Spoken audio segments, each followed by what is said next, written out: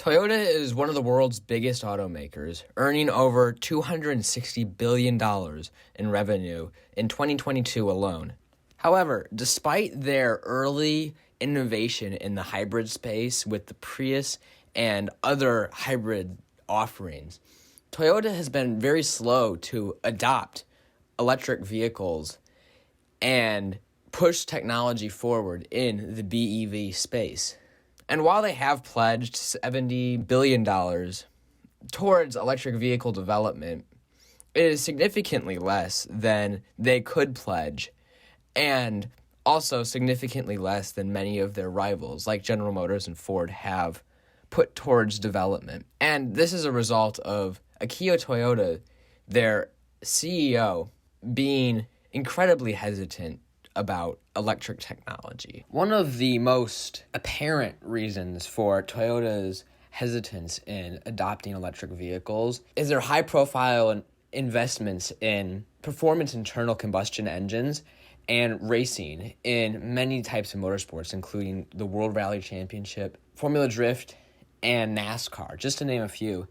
And in the past 5 years, I would say, they have built up their performance division, GR Racing, through cars like the Supra, the GR86, and the GR Corolla. And I would say that the top-of-the-line cars don't really sell that many, but they do bring an interest to the company that Toyota hasn't had since the 90s, with the original Supras and the Celica and the MR2s, just to name a few of their cars from the 90s. It really brought interest and traffic to the brand and the brand's dealerships.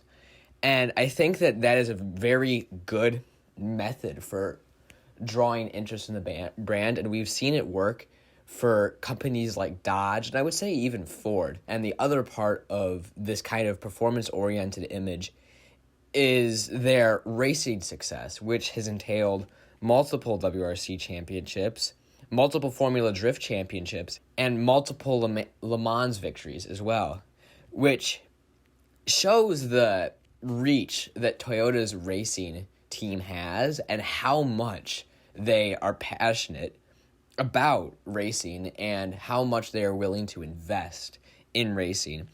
And this is most definitely reflective of Akio Toyoda and his passion towards cars.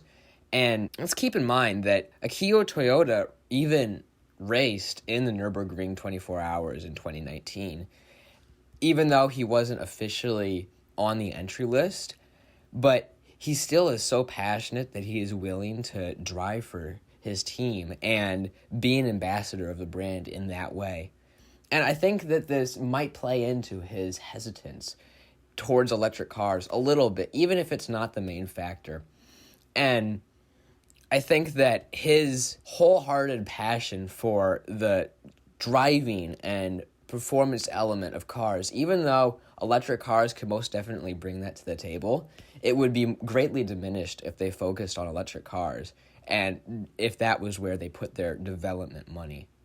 But there are also a few more slightly more impactful reasons as to why Toyota hasn't adopted electric cars widely yet and has not really planned to do so. The most apparent of those reasons is they are really not focused on electric cars solely as far as carbon neutrality options go.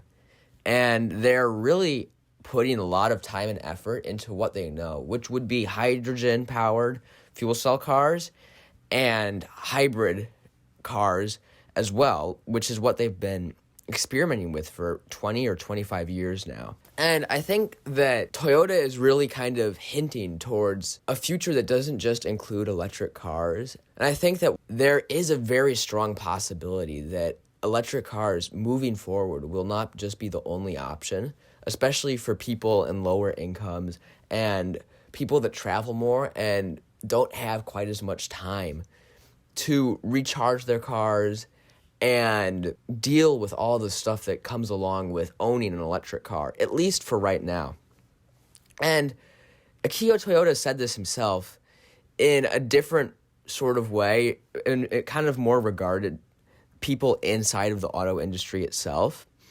And he said, people involved in the auto industry are largely a silent majority. That majority is wondering whether EVs are really okay to have as a single option, but they think it's the trend, so they can't speak out loudly.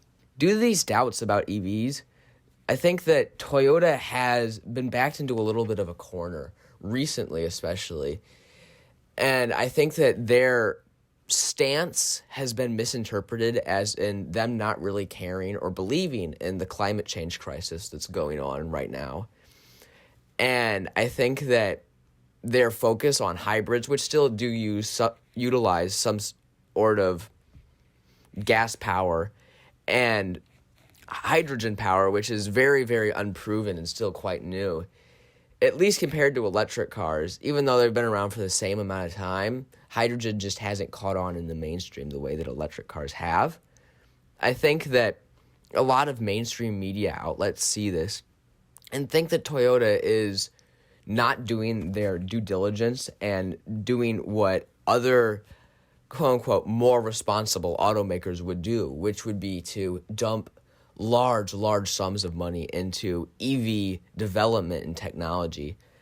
And CNBC reported that Toyota, the world's biggest automaker, has plans to invest $70 billion into electrified vehicles over the next 9 years, half of which would be for all-electric battery ones. While it's a substantial investment in EVs, it's smaller than some competitors and not as much as many would like given Toyota's global footprint.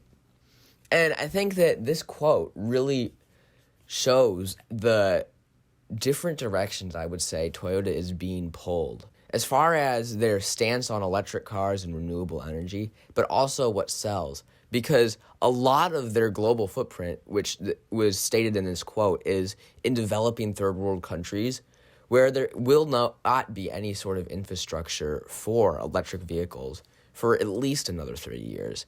And I think that their hesitance towards really sinking a lot of money into electric vehicles is due to their diversified options as far as hydrogen cars go and hybrids go, and their comfort level with those cars, which they've been working on for years upon years now.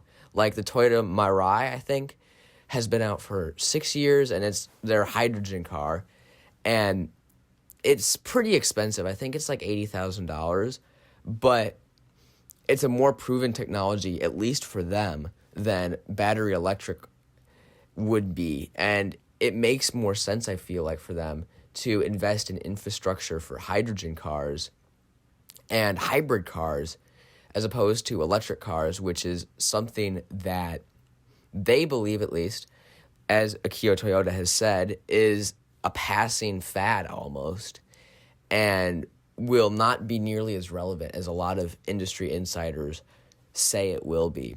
And I think that their approach is smart in their diversified outlook, but if they do end up being wrong and electric cars are what universally catches on, which is kind of where it's trending, I think that they could be in a good bit of trouble. And I don't think that they'll lose their grip, and I think they'll be able to make some sort of a comeback if it does end up being a more battery electric focused future.